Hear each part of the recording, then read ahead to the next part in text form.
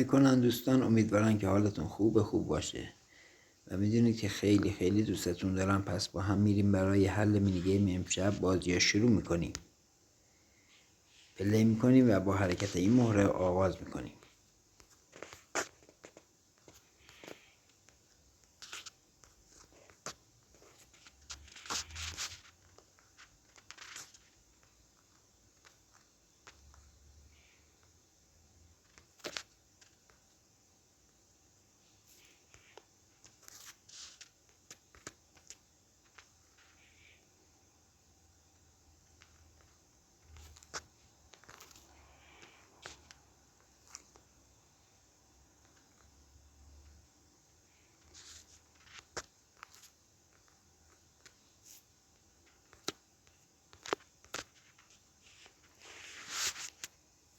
دوستان گلم، اینم از حل کلید امشب و الماس را دریافت کردیم.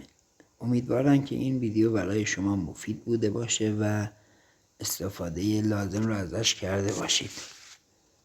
پس اگه مفید بود براتون لایکش کنید و کانال بنده را سابسکرایب کنید. ممنون میشم ازتون.